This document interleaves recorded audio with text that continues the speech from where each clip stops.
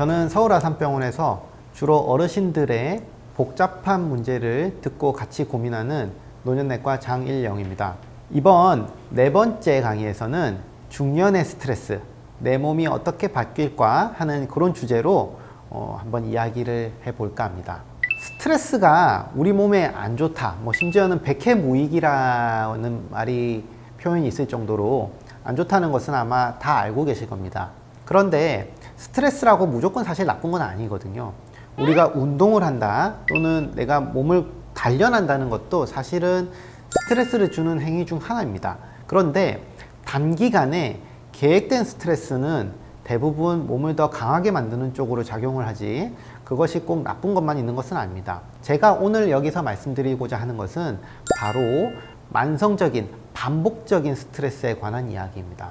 우리가 세상을 살아가다 보면 특히나 50년, 60년 이상 이제 세상을 사신 어르신들께서는 아무래도 인생의 여러 가지 우여곡절을 겪었을 가능성이 높죠. 아마 저보다도요. 그러다 보면 그 중에서는 행복하게 끝난 어떤 문제들이 있겠지만 행복하지 못하게 해결되고 또 그 후유가 남고 그런 부분들이 기억 속에서 지워지지 않고 끊임없이 나를 괴롭혀서 심지어는 꿈에도 나오고 그다음에 내 삶 한켠에 또는 내 마음 어디 한 곳에 묻어둔 채로 이렇게 살아가야 되는 경우들이 좀 더 적지 않은 것 같습니다. 실제로 진료실에서도 많은 어르신들께서 이야기하시다 보면 결국 속마음을 꺼집어내시는데 그때도 보면 좀 많은 사연들이 결국은 나오게 되더라고요. 문제는 그런 것들이 처음에 시작은 어떤 외부의 일 또는 어떤 생각에서 시작을 하지만 이런 부분들이 반복적이고 오랫동안 내 머릿속에 남다 보면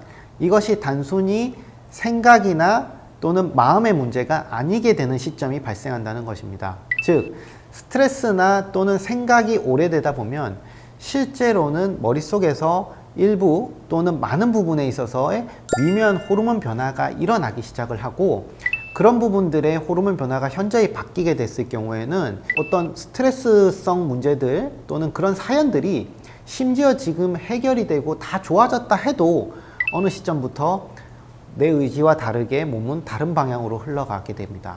이미 머릿속에서 호르몬이 한번 변경이 되고 그런 경우가 우울증이 될 것이고요. 남성 호르몬의 변화, 여성 호르몬의 변화가 있고 또 성장 호르몬 같은 중요한 우리 호르몬들도 다 이런 신경계에서 우리가 나오게 되는 호르몬들입니다. 그리고 우리가 사실 이런 스트레스 또는 호르몬 변화를 겪게 되면 바로 이 스트레스를 이기기 위해서 몸이 굉장히 높은 텐션을 유지하면서 염증이 계속해서 일어날 수 있다는 점입니다.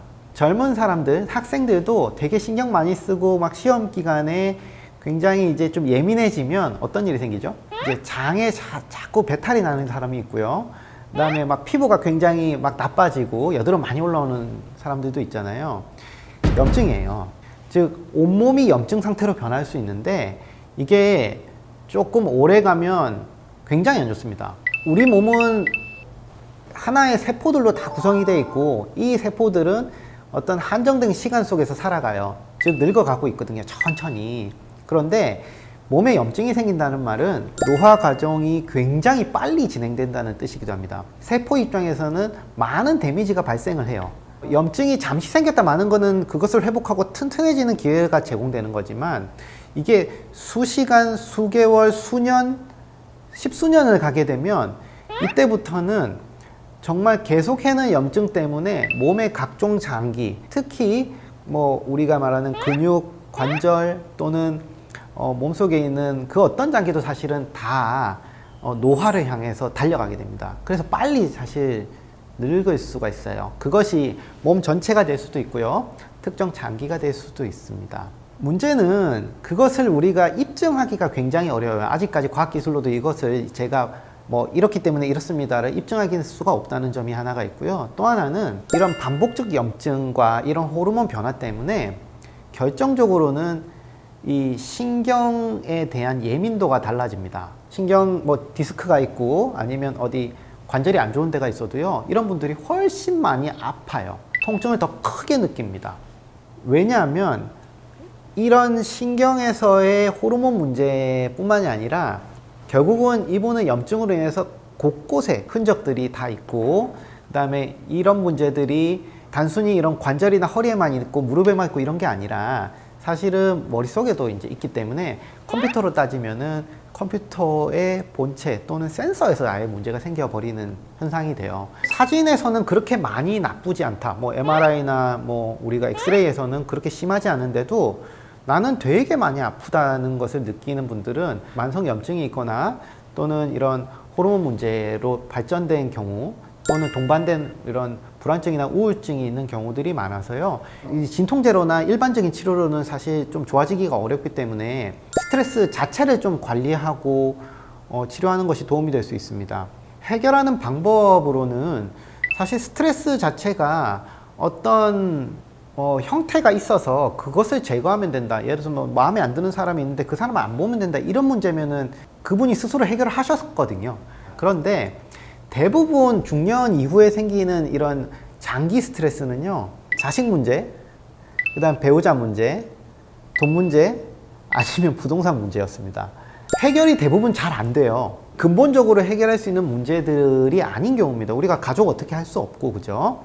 이런 부분에서 본인이 어느 정도 수준의 노력을 하셨는데도 불구하고 스트레스 해결이 안 되면 그때는 아예 의료진을 찾아오시는 게 낫습니다. 왜냐하면 이런 문제들은 수년 이상 또는 수십 년 이상 지속되어 왔고 앞으로도 사실은 계속될 문제예요. 그러면 문제나 상황은 더 나빠질 가능성이 높고요. 그런 분들이 호르몬 변화까지 오면 이제는 정말 방법이 없어집니다. 의료진들의 어떤 판단을 통해서 뭐 약물 치료나 또는 호르몬 치료를 받으시는 게 오히려 문제를 좀 쉽게 풀 수 있는 방법이 되겠습니다.